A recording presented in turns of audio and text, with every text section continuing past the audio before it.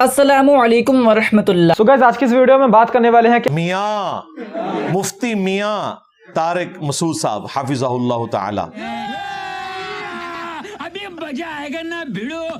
चलो भाई, आपको बुनियादी इख्तलाफ क्या है इंजीनियर मोहम्मद अली मिर्जा साहब से? मैं मंजी ठोकी है ना दी इस वास्ते सीधी जी गल है। प्रॉपर आलिम नहीं है और क्या बोला तूने? इल्मी बहुत ज्यादा करते हैं। नहीं, पहले क्या बोला? प्रॉपर आलिम नहीं है। रुक तेरे को बताते।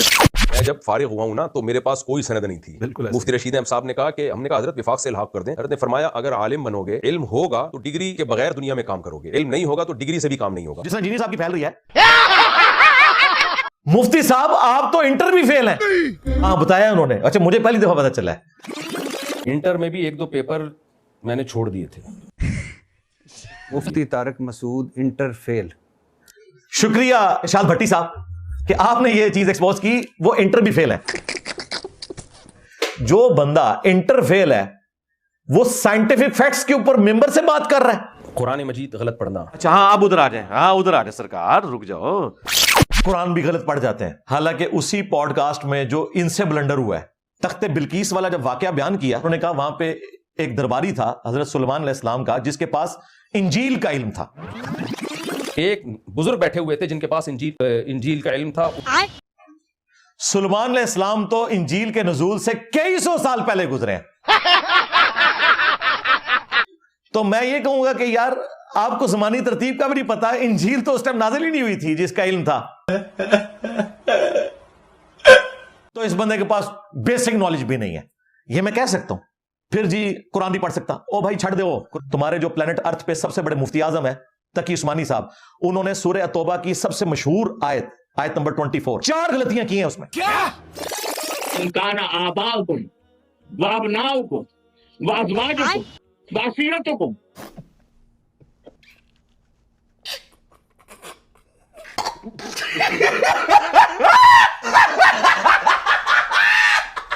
पीछे से लुकमा मिला है, लुकमा भी गलत लिया है। जिहादिन फी सबीलिही को जिहादिन फी सबीलिल्लाह पढ़ दिया।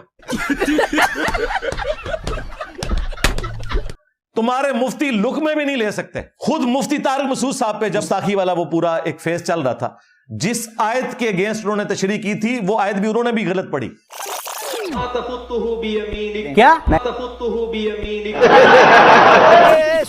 पहले आप कुछ कह रहे थे। कुरान मजीद गलत पढ़ना।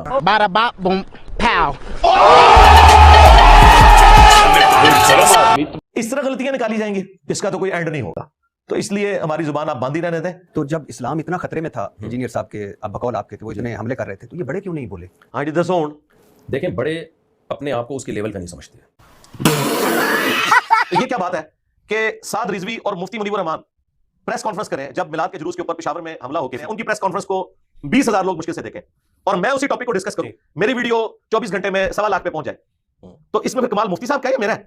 देखें, बड़े अपने आप को उसके लेवल का नहीं समझते। ओ खुदा दा नाज अल्लाह दे बंदे हो, कितने बार गल कर रहे हो। मेरे नबी सा है ही कोई नहीं, तेरे बाबे थे शाह ही कोई नहीं। हम तुम्हारे बड़ों को कुछ नहीं समझते।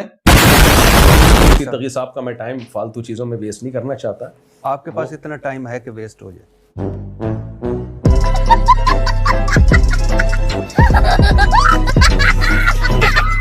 क्या मतलब? और फिर एंड पे कहते हैं इंजीनियर साहब तो जाहिल है। यार जाहिल बंदे की वजह से ऊपर से लेके नीचे तक सारे मुफ्ती परेशान है, उनकी कट्टर पब्लिक परेशान है। 7 दफा मर्डर अटेम्प्ट्स मेरे ऊपर हो चुकी हैं। अगर मैं जाहिल आदमी हूं तो मुझे अपनी मौत मरने दो यार। लेकिन इनको पता है कि ये मसला इतना सादा नहीं है। इंजीनियर मोहम्मद अली मिर्जा कहते हैं कि मौलाना तारिक मसूद देवबंदियों के फ्रंट मैन है। शैतान के हत्थे चढ़ गए हैं, गलत अकीदे वाले इंसान है और मरने के बाद अल्लाह के पास नहीं अपने बुजुर्गान के पास जाने वाले इंसान है। यानी हम अल्लाह के बजाय अपने बुजुर्गों के पास जाएंगे तो बुजुर्ग कहाँ जाएंगे? तो ही मुबारक ने जिथे इन्होंने जाना ना, तुझे भी होते ही जाओ। तो जन्नत में कौन जाएगा इंजीनियर से? बस ये मुझे एक लिस्ट लिखवा ले, 4-6 आदमी बता दे जो जन्नत में जाए। रुको जरा, सबर करो, आ जाओ बताते हैं। ये हमें कोई लिस्ट बना के दे दे कि किस किस ने जन्नत में जाना है। मुफ्ती साहब ये तो आप और आपके बड़ों के काम है कि एक दूसरे को इस्लाम से बाहर निकालते हैं। मैं तो आप लोगों को चंदे देता हूं, आपके पीछे नमाजें पढ़ता हूं। ये हम क्यों कहते हैं? ये मेरा तकिया कलाम है कि जब कोई बंदा दलाइल मानने के लिए तैयार नहीं होता तो हम क्या कहते हैं यजीदियों को कि तुम दुआ करो कि आखिरत में तुम्हारा हशर यजीद के साथ हो और हमारा हुसैन इब्न अली के साथ रज़ियल्लाहु अन्हुमा व अलैहिस्सलाम। हालांकि यजीद ने भी मर के अल्लाह के पास ही जाना है, हुसैन इब्न अली ने भी शहीद होके अल्लाह के हुजूर ही हाजिरी देनी क़यामत के दिन। लेकिन ये बात क्यों की जाती है? ताकि किसी का दिमाग खोला जाए। इसलिए हम तुम्हारे बारे में कहते हैं कि तुमने मर के अपने बुजुर्गों के पास पहुंचना है, यानी जिन बुजुर्गों का तुम झूठा दिफा कर रहे हो ना, जहां वो है ना वहां तुम पहुंच जाओ। वो कहां होंगे? या जन्नत में होंगे या जन्नम में। अगर तुम अपने बुजुर्गों के बारे में कॉन्फिडेंट हो तो तुम्हें तो अमीन कहना चाहिए। बात तो सही है। इसका मतलब है कि तुम्हें पता है कि गाल बीच कोई और है।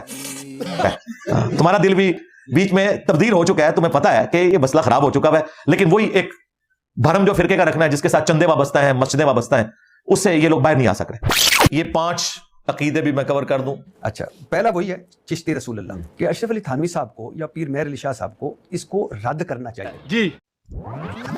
जाइलिल मलाइकती रसूलन, कुरान क्या कहता है? अल्लाह ने फरिश्तों को रसूल बनाया। तो क्या फरिश्ते नबी होते हैं? यहाँ रसूल लुग़वी माना में है। ये कुछ छोटी चीज नहीं है। ला इलाहा इल्लल्लाह के बाद उन्होंने चिश्ती रसूलुल्लाह पढ़वाया और कहते हैं वो रसूल से मुराद उन्होंने कासिद लिया। वो कहते हैं कुरान में भी है कि अल्लाह ताला ने फरिश्तों को भी रसूल बनाया, तो ये लुगत के मानों में। सरकार कुरान में कोई लुगत के मानों में तो ये रसूल नहीं है। फरिश्ते तो वाकई अल्लाह के रसूल है, अल्लाह का पैगाम लेके आते हैं। तो मुफ्ती साहब कहते हैं क्या वो नबी होते हैं? उनका नबी होना जरूरी नहीं है, वो रसूल है सारे फरिश्ते, क्योंकि वो डायरेक्ट अल्लाह से लेते हैं। मोइनुद्दीन चिश्ती ने कहां से अल्लाह से लिया? शुक्र करो हजरत उमर नहीं है। मेरी तो जुबान है ना हजरत उमर की। हजरत अबू बकर ने क्यों नहीं कहा कि मैं रसूलुल्लाह का रसूल हूं? कह सकते थे ना, वो थे भी। क्योंकि उसकी सारी जिंदगी तौहीद पे गुजरी है, सारी जिंदगी खत्म नबूवत पे गुजरी है। जी, बुजुर्गों की बुजुर्गी चुके मानी हुई है। भाई कहां से मानी हुई है? इन बुजुर्गों का वाहिद तारुफ इनकी किताबें थी और वो सारी शिर्क का पुलंदा है। हमारे नजदीक तो इनकी बुजुर्गी ना मानना जरूरी है। और यार बाबा गुरु नानक को भी मुसलमान मानते हैं, बाबा बुल्ले शाह को भी मानते हैं, नच के मुर्शिद मनाया सी। ये तो कोई क्राइटेरिया नहीं है। सर इधर ये स्टोरी खत्म नहीं हुई है। आप जेलम तो पहुंच गए थे, आपके पड़ोस में ही बापा जानी है, इलियास कादरी साहब, कराची में ही है। उनके पास आप कभी नहीं गए जो आपको खीरा काटने का मदनी तरीका। कितनी बड़ी कराम, कभी इनके पास भी जाएं, केला रखने का मदनी तरीका। देखें पापा जानी जो है उनका बुजुर्ग होना तो पहले साबित करो ना। अब चूंकि बापा जानी थे बरेलवी, इसलिए मुफ्ती तारिक मसूद ने एक लम्हे का तवक्कुफ नहीं किया। उन्होंने कहा इनकी बुजुर्गी तो आप साबित करें। वाह मुफ्ती साहब, ये किसी की बुजुर्गी साबित करने का जो तरीका है, इसका जो इंजेक्शन है, वो उलमा देवबंद के पास होता है कि वो जिसको टीका लगाएंगे वो बुजुर्ग है। वो हमें भी जरा तरीका बता दे। तो तरीका सिर्फ यह है कि दूसरे फिरके का हो तो लानतुल्लाह ले और अपना हो तो रहमतुल्लाह ले। अच्छा, दूसरा है सर थानवी रसूलुल्लाह जी। अब अल-इमदाद रिसाले में एक मुरीद ने खत लिखा कि ख्वाब में भी मैंने पढ़ा, बेदारी में भी पढ़ा, और कि यानी ये मैं तो ये कहना भी नहीं चाहता थानवी रसूलुल्लाह या तो, और उन्होंने आगे से लिखा थानवी साहब ने, अशरफ अली थानवी साहब ने, तुम्हारा पीर मुतब्बा दफा ख्वाब आता है, वही जागते हुए आदमी की जबान पे गैर इख्तियारी कलिमात होते हैं। जब गैर इख्तियारी तौर पर आपकी जबान से कितना बड़ा भी कुफ्र निकल जाए, शरीयत का हुक्म है उसकी तावील करो। ठीक है जी। तो ख्वाब में एक शख्स को आया, पहली बात ख्वाब में कुछ भी आ जाए, नामुमकिनात भी चीजें ख्वाब में नजर आ जाए। हमने आज तक उस बंदे पे एतराज नहीं किया, हमने तो आपके बाबे पे एतराज किया है कि जिसको उसने खत लिखा, उसने बजाय उसे ये कहने के तौबा कर तेरे ते शैतान चढ़े हैं, उसने जवाब में शरीफ थानवी ने कहा कि इस वाक़े में तसल्ली थी, वाक़े में ख्वाब प्लस बेदारी, वाक़े में कि जिसकी तरफ तुम रुजू लाते हो, यानी मैं तुम्हारा पीर मुत्तबे सुन्नत है। आगे स्वाद। तो ये भी तो कह सकते थे कि ये शैतानी ख्वाब है। हाँ, अच्छा, ये गलत ख्वाब है, ये ऐसा ना देखो तुम भी। वो बेहोश होकर गिर जाता है, उसको तो लग रहा था कि ये गलत ख्वाब है ना। तो आप अशरफ अली थानवी साहब उनको कहते हैं ये दुआ पढ़ो, ये इस्तगफार करो, तुम भी इस्तगफार करो, मैं भी करता हूँ। ये मामू पार्टी, ये ला इलाहा इल्लल्लाह मुहम्मद। पॉडकास्ट में तो ये बातें अच्छी लग रही हैं जी, लेकिन आपके पास एक शख्स घबराया हुआ है। रुक तेरे को बताते। कहते हैं आपको पता नहीं उस कैफियत का। यहां हम जो कमरे में बैठे हैं, एक बंदा परेशान आया है, उस वक्त अगर उसको ये बताते तो वो गम से ही मर जाता। कितनी बड़ी कहानी कराई मुफ्ती, और मुफ्ती वो उनके पास आया नहीं था, उसने तो खत लिखा था। खत 10-15 दिन बाद पहुंचा होगा, 10-15 दिन के बाद जवाब गया होगा, 1 महीने बाद उसकी वही कैफियत है 1 महीने तक। इन्होंने समझा कि जिस तरह रशीद अहमद गंगोई ने कासम ननोतवी को चरपाई पे लटाया हुआ था, तो थानवी साहब का मरीज चरपाई पे लेटा था और वो सुबह उठा, उसने कहा जी मैं कलमा पढ़ा, तो उन्होंने कहा बच्चे तसल्ली है। रशीद अहमद गंगोई साहब और कासिम नानोतवी को उन्होंने अपने साथ लिटाया, फिर इनकी तरफ करवट ली, इनके सीने पर हाथ रखा। कासिम साहब बोले ओ मियाँ लोग क्या कहेंगे, तज़किरातुर रशीद।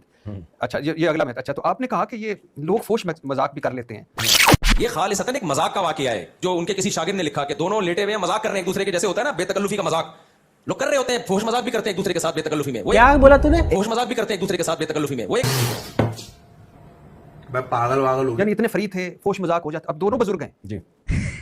इधर जो मैं और क्या करना मुफ्ती साहब। हाँ, मजाक को मजाक ही रखना चाहिए। मजाक पे ये इल्जाम बनता है कि ये मजाक करने का नहीं है, हाँ, या ये मजाक लिखने का नहीं मेरा है, भी यही है। या लिख के शाये करने का नहीं नहीं, करने का नहीं है।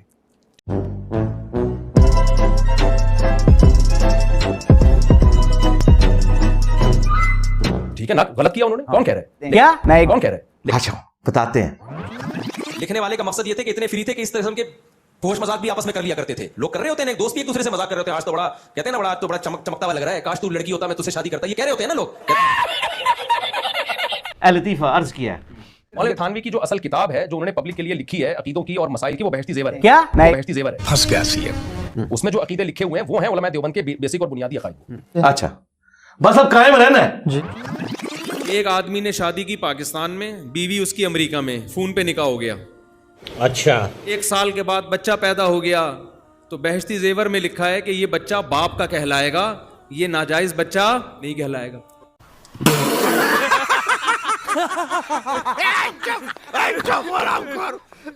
यही नहीं, अभी और सुनिए। बहश्ती जेवर हिस्सा नंबर 2। मौलाना अशरफ अली थानवी रहमतुल्लाह लिखते हैं कि अगर उंगली पर निजासत लगी हो तो 3 बार चाटने से उंगली पाक हो जाएगी।